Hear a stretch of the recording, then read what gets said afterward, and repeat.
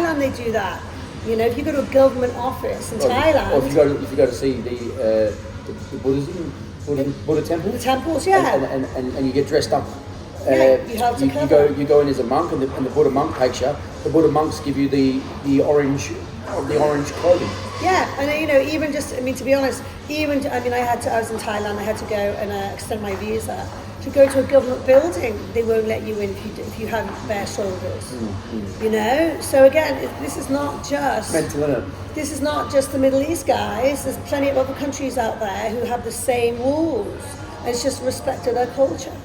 You know, I think it's you know, they've been so welcoming here. I'll give you an example. So you know, one of the big mosques here actually does services for Christians in their mosque. They allow the Christian church to do services, right? And then, you know, they just opened a Cedar Sinai hospital here. Cedar Sinai, for those who don't know, is a very famous American hospital, huge on medical research. And basically, they've opened the Cedar Sinai hospital here, and it's a Jewish hospital. It's a Jewish hospital. They've just opened one of the most predominant Jewish hospitals here in Doha. Yes. You know, and they're putting in, you know, millions of dollars into medical research for Cedar Sinai. Where was that in our Western journalism? Where was that? Yeah, where was that? You know, I mean, also women have been driving out here for ages. You know, driving vehicles. You know, it's just, guys, please stop listening to the media. Come out here, see it for yourself. You know, don't believe in all the negative hype regarding, you know, this country, because I love this place, and again, I feel safer here. No one's going to stab me, no one's going to shoot me, no one's going to mug me. You know, I can go out at night on my own. I feel safer here than I felt anywhere else in the world. I'm telling you, included growing up in Liverpool, included living in LA. Oh, Liverpool! Everyone knows you lose your wallet in Liverpool. You ain't going to get that one back, are you? But even then, I mean, I was working in Beverly Hills in Los Angeles.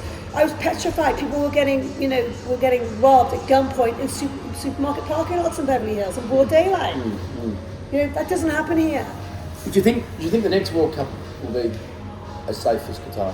So it's going to be interesting to see how that works. It'll be interesting to see how it's portrayed as well prior to the World Cup, because in Oz, like, all everyone was saying to me is, "Oh, Shrekky, you're not going to be able to get a beer. Like, look at me head." For those that said, "Oh, you can't get beers," like, look at me head. Like, I've fallen over, absolutely steaming. I'm not proud of it. I'm not bragging about it. I'm a little bit shameful about it.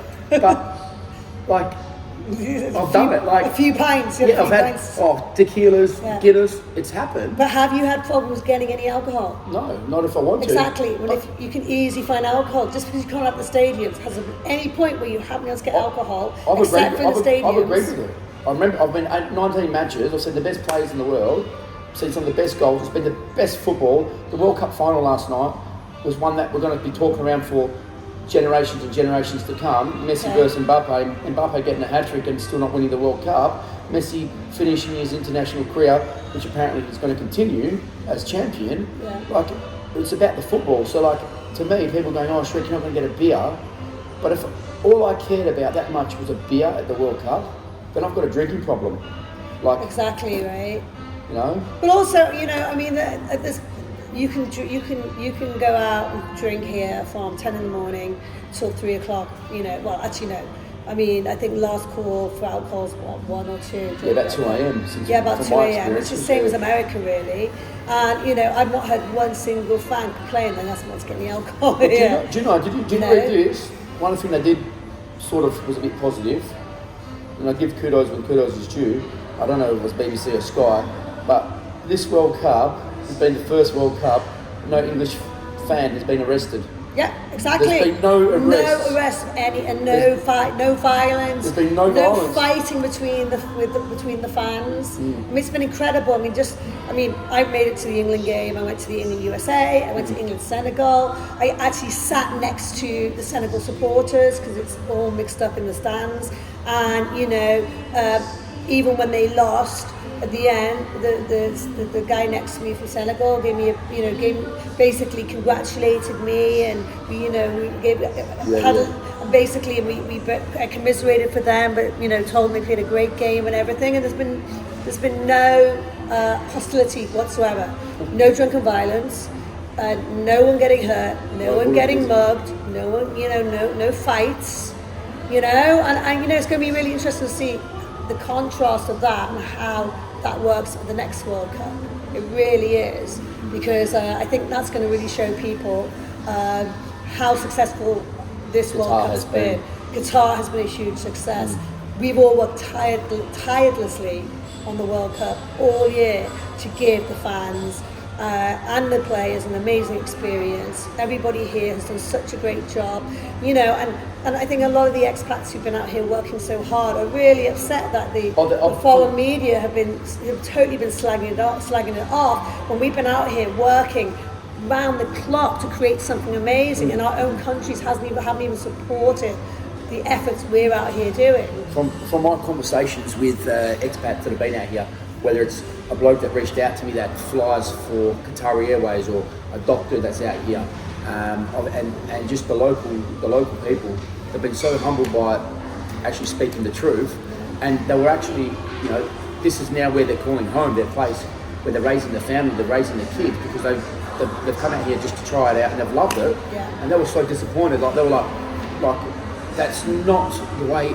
That's not the truth about it all. It's not the truth. Exactly. And it's made them hurt. Like people thinking, oh, you're living in the desert, or you're going to go ride a camel. Like it's like if you come to Australia, no, we don't ride kangaroos to school. No, you're not. You're not. I'm joking. No, you're not going to get bit by a snake walking down the street. No, there's not going to be a spider falling on your face unless you're out the sticks. But that's just the stereotypical point of view.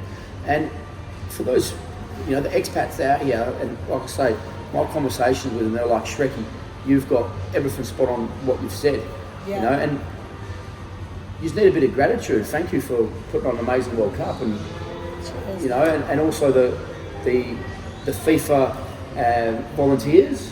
Unbelievable! Thousands and thousands of volunteers have come out here. I mean, I think it was just alone on one of the fan zones, the Albina Park FIFA fan zone. They had, I think they said it was like 20,000 volunteers.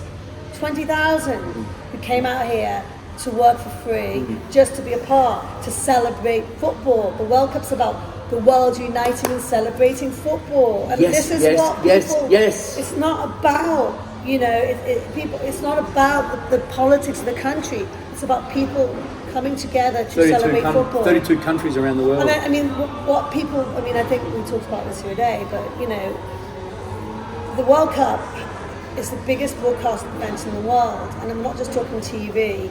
I mean, there's villages in remote areas of Africa and Asia, which people walk they walk like 15 miles to go to the village to listen to it on a radio.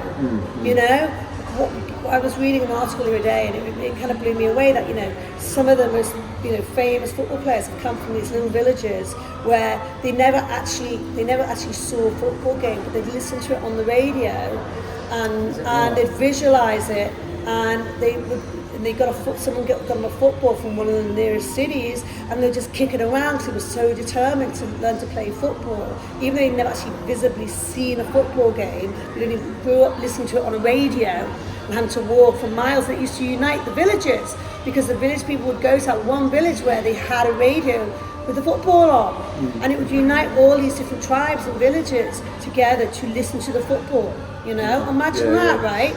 And then some of these amazing players started from those humble beginnings, who then they end up being some of the top football players in the world, and they'd never, and this is what the World Cup does. It unites people, not just the people in the host city, but people all over the world, and it's a celebration of football, and people seem to forget that. Yeah, that's right. They politicise everything, and it's not about that, guys. People are here to enjoy and celebrate football, and to unite with and meet people from all over the world who you never normally get to meet. I mean, I've met people all over the world since I've been here. It's been incredible. Yeah. And everyone's been so friendly and so happy, and the energy and excitement on the streets has just been phenomenal. Just another thing too, the Qataris who are here are so grateful we're here, because basically what they did was they were going around and they were like literally. They were I've been giving gifts. yeah, Loads I of mean, gifts. walking through the souk, this Arab lady came up with her 2 little kids. Yes. Stopped us and gave us a little bag, and in it was a Qatar keychain. There was some coffee, some instant coffee. There was a little candy in there, and you know they're so happy and so proud to have us here, and they want to welcome us. That the people, and it wasn't a promo. They weren't advertising anything. It wasn't like they were trying to get us to go to a coffee shop or go to a Oh, to by a the way, sweet shop. here's my card. By the way, come and buy a coffee. We're going to charge you $65. Like, no, that's not the case. No, It's just- these are locals who want to welcome